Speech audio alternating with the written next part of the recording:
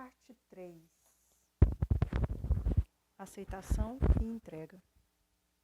Quando nos rendemos àquilo que é e assim ficamos inteiramente presentes, o passado deixa de ter qualquer força. A região do ser, que tinha sido encoberta pela mente, se abre. De repente, surge uma grande serenidade dentro de você, uma imensa sensação de paz. E dentro dessa paz existe uma grande alegria. E dentro dessa alegria existe amor.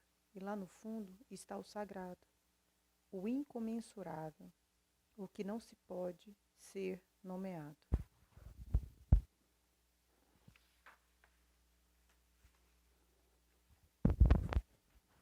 Capítulo 8. A aceitação do agora.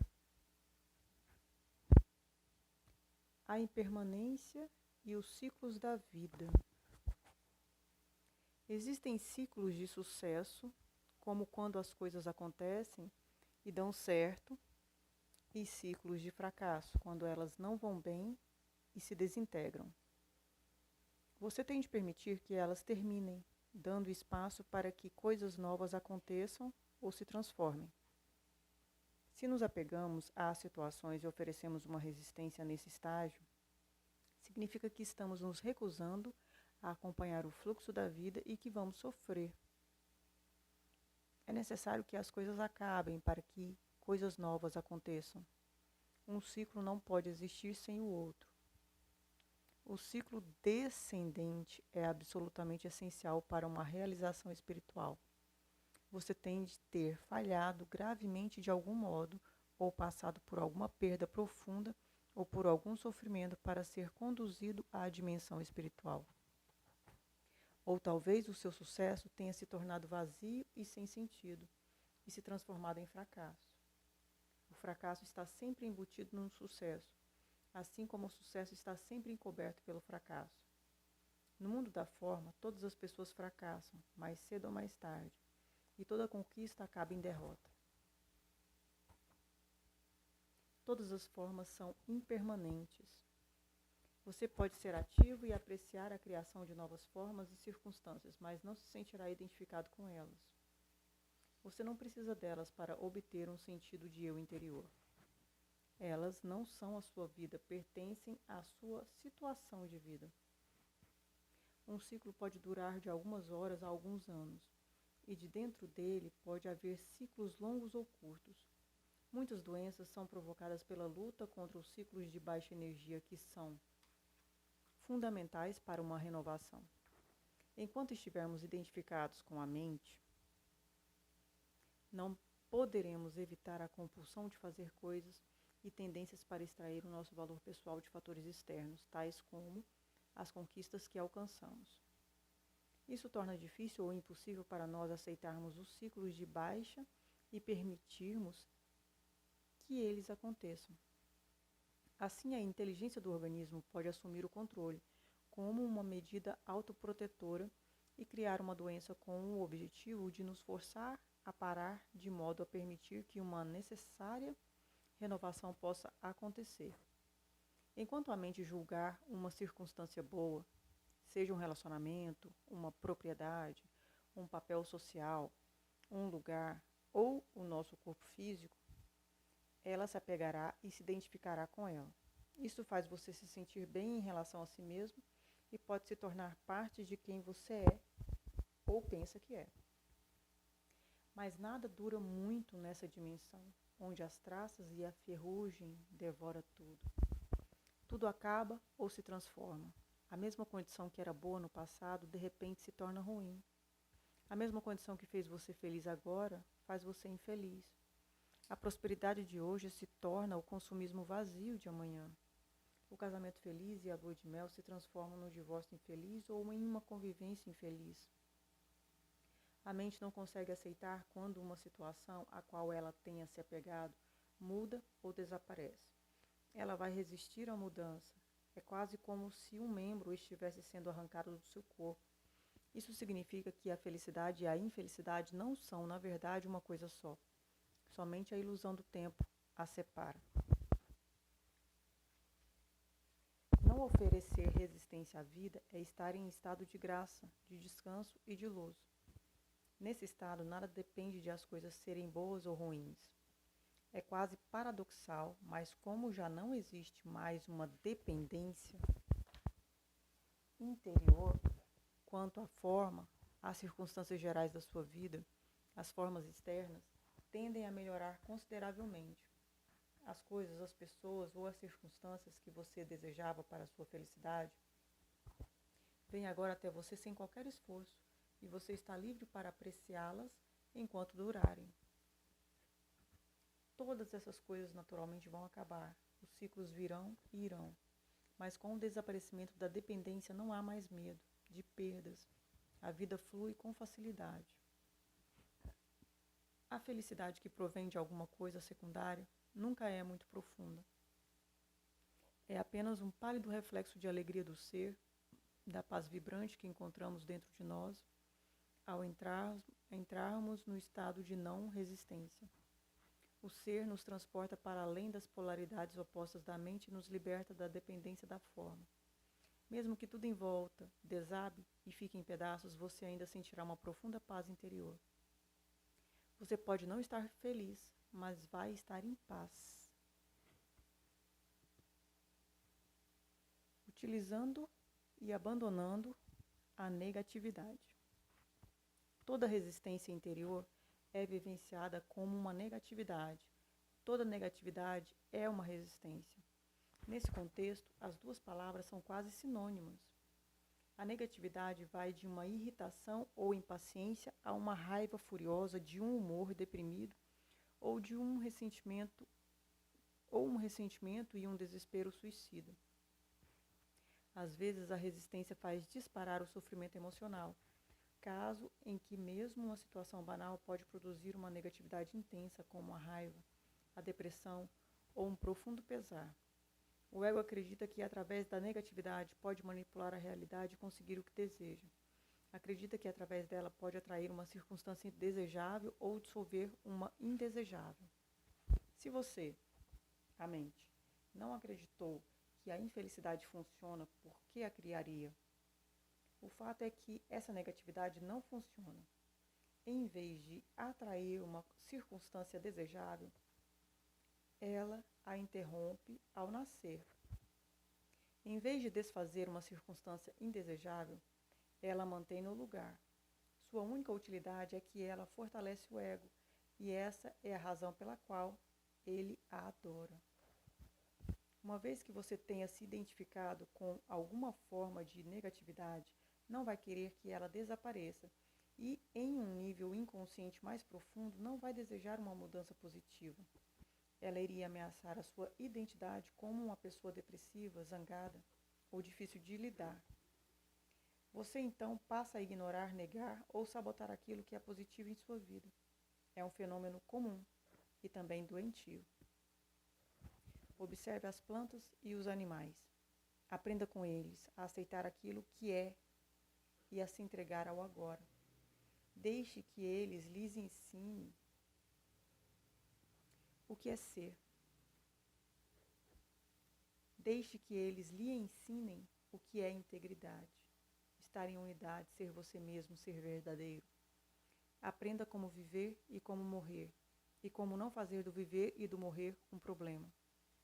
As emoções negativas repetitivas podem, às vezes, conter uma mensagem, como ocorre com as doenças.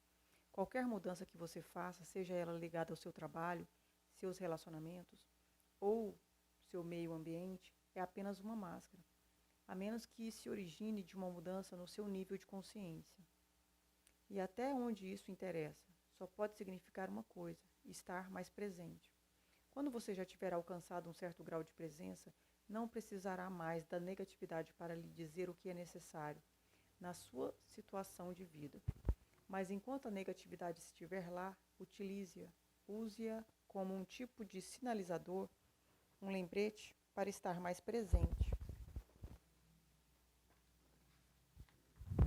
Sempre que sentir a negatividade crescer dentro de você, causada ou não por um fator externo, um pensamento ou mesmo nada em particular, Olhe para ela como se fosse uma voz dizendo: atenção, aqui e agora. Acorde. Largue a sua mente, esteja presente. Até mesmo a mais leve irritação é significativa e precisa ser conhecida e observada. Do contrário, haverá um aumento cumulativo de reações não observadas. Você pode descartá-la assim que perceber que não quer ter esse campo de energia no seu interior e ele não tem nenhum objetivo, mas certifique-se de que você se livrou completamente dela. Se não conseguir, simplesmente aceite que ela está ali e concentre a sua atenção no sentimento. Uma alternativa para descartar uma reação negativa é fazê-la desaparecer ao imaginar a si mesmo se tornando transparente para a causa externa da reação. Recomendo que você pratique primeiro com as coisas do dia a dia. Vamos dizer que você esteja em casa. De repente, vindo da rua, começa a soar um alarme insistente de carro. Surge uma irritação. Qual é o objetivo dessa irritação? Nenhum, até aqui. Por que você a criou? Você não a criou. Quem criou foi a mente. Ela teve uma reação totalmente automática, totalmente inconsciente. Por que a mente a criou? Porque ela sustenta a crença inconsciente de que a resistência dela, que você absorve como alguma forma de negatividade ou infelicidade, vai dissolver a condição indesejada. Isso naturalmente é uma ilusão. A resistência que ela cria, nesse caso, a irritação ou raiva, é muito mais desagradável do que a causa original que ela está tentando desfazer. Tudo isso pode ser transformado em prática espiritual.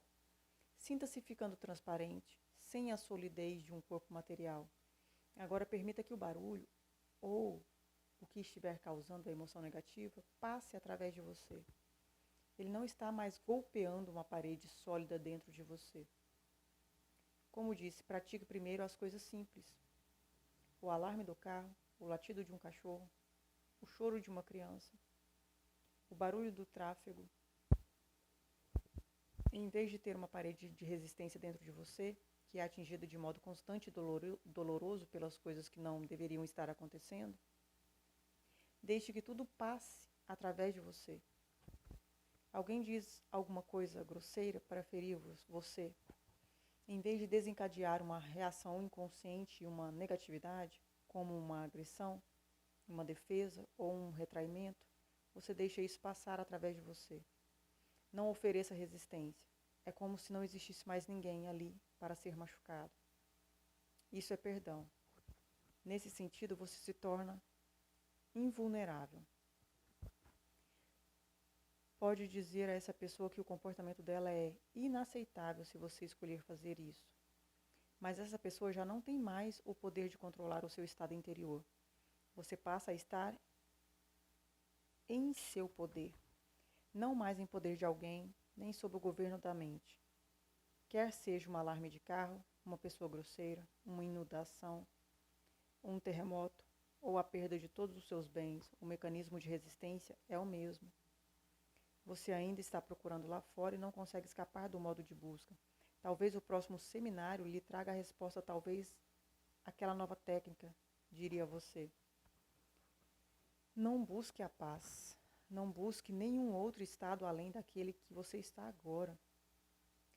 Se não vai criar um conflito interno, há uma resistência inconsciente. Perdoe a si mesmo por não estar em paz. No momento em que você aceitar completamente a sua intranquilidade, ela se transformará em paz. A natureza, qualquer coisa que você aceite completamente, vai levá-lo até lá. Vai levar você até a paz. Este é o milagre da entrega, quando aceitamos o que é. Todo momento é o melhor. Isso é iluminação.